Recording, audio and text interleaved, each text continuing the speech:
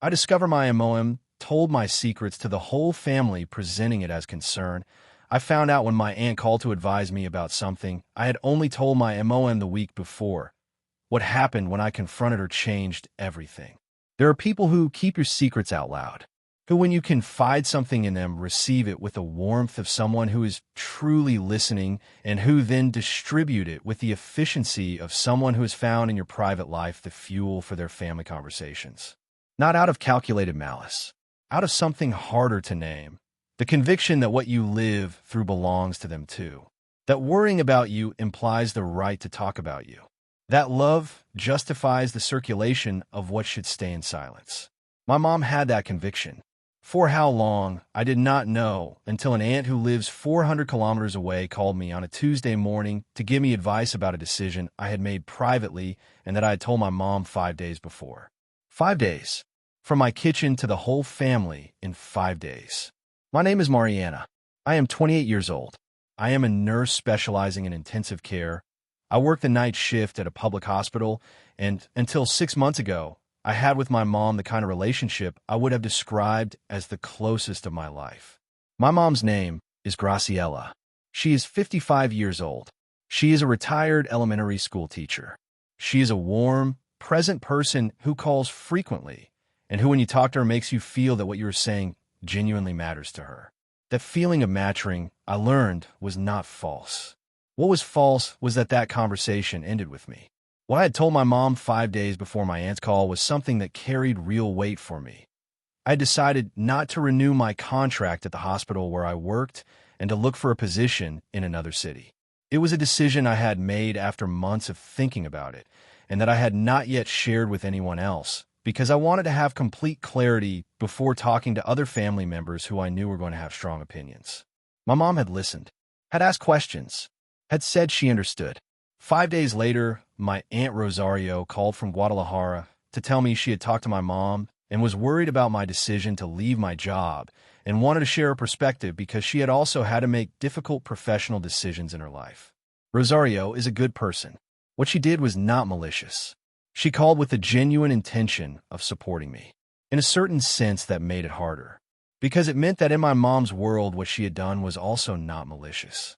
It was simply what she did. I hung up with Rosario with the courtesy of someone who is processing something while maintaining a conversation that cannot end any other way now. I stayed with the phone in my hand, and I asked myself the question that at that moment still had an open answer. Was this the first time, or was it the first time I was finding out? The difference between those two questions was the difference between a mistake and a pattern. I started reviewing backward with the attention you give something when you have reason to look for it. Conversations with cousins where they had mentioned things about my life they had not heard from me directly, but attributed to having talked with my mom.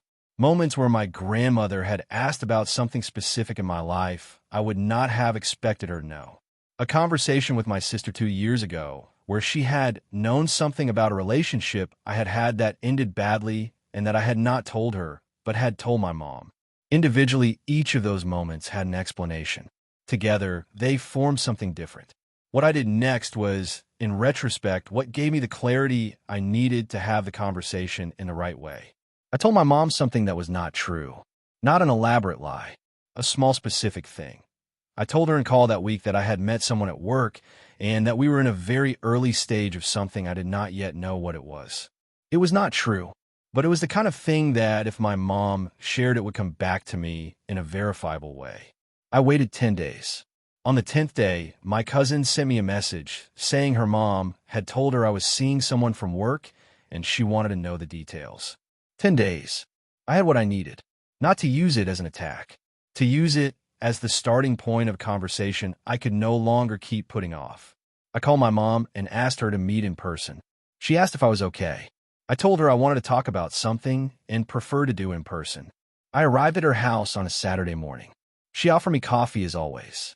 I sat at the kitchen table where we had had thousands of conversations, and I told her I needed to ask her something directly and that I needed her to answer with the same honesty.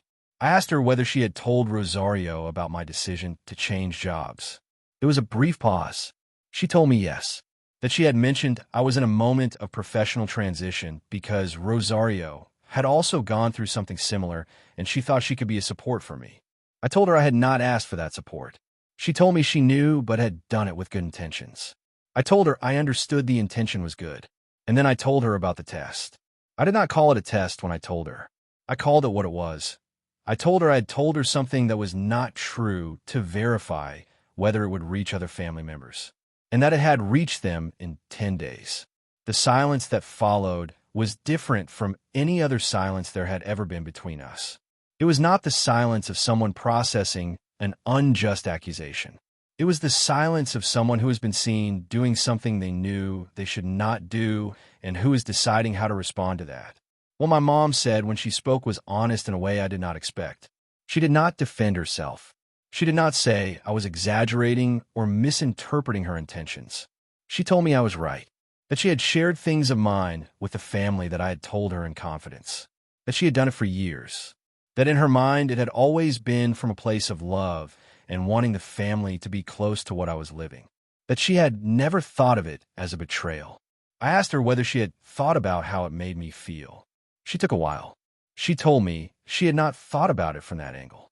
I told her that was exactly the problem, that the love she felt toward me did not give her the right to decide which parts of my life to share with other people, that I was the only person who could make that decision, that by taking that decision from me, even with good intentions, she had taken something from me that was fundamentally mine.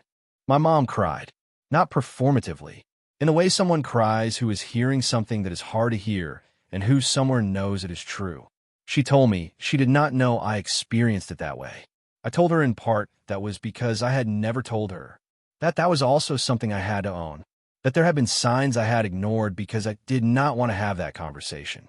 I told her what I needed from her going forward was simple, that what I told her privately stayed between us unless I specifically told her she could share it, that if she felt worried about something I told her and wanted to talk about it with someone, that she tell me first, that if she needed to process something about my life, that she process it with a friend or in her own space, not in conversations with my extended family behind my back.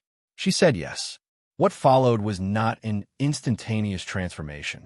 Things that have years of history do not change in one conversation, even if the conversation is honest, and even if both people in it want something to change. There was a 3-month period where I shared less with my mom than before while I observed whether the pattern was changing. It changed partially. There was a moment where something I had told her came back to me, though smaller than before. I named it immediately, without anger, with the clarity of someone who is measuring whether the commitment that was made is being sustained. My mom acknowledged it.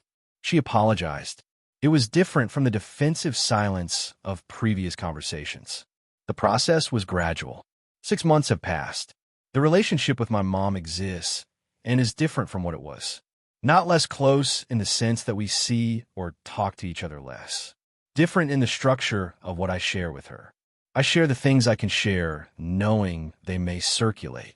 And the things I need to stay between us, I share with more care and with the explicit conversation that is what I need. It is not ideal.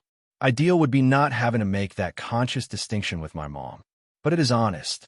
And honesty, even when it costs more than the ideal, is what sustains relationships over the long term in a real way. What I want you to take from this story has 2 parts. The first is for whoever is in the situation I was in. If you suspect someone you trust is sharing what you tell them, the test I used is a legitimate way to gain clarity before having the conversation. It is not manipulation. It is verification.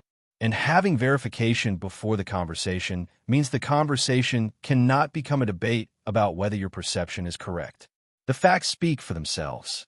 The second is harder and more important. There are people who share what you confide in them not because they do not love you, but because in their internal map, love and privacy do not have the same relationship they have in yours. For them, talking about you with the family is an expression of closeness. It is the way they integrate the worlds they love. That does not make it right, but understanding it changes the conversation you have with that person. It is not a conversation about betrayal. It is a conversation about what it means to respect the boundaries of someone you love. And that conversation, though difficult, can change something real if the other person is willing to listen. Mine was. Not perfectly. but she was. And that was enough for it to be worth having. If this story resonated with you, comment. Have you had to set limits on what you tell your family? Like if you believe loving someone does not give you the right to circulate their private information. Subscribe for more real stories. Share with someone who is navigating difficult boundaries with their mom or their family. Reflection to take with you. Limits with the people we love are not walls. They're the structure that makes it possible for the relationship to last with honesty. Setting a limit with your mom does not mean loving her less. It means the relationship you have with her has to be able to rest on something real and not on the version of closeness she chose without asking you.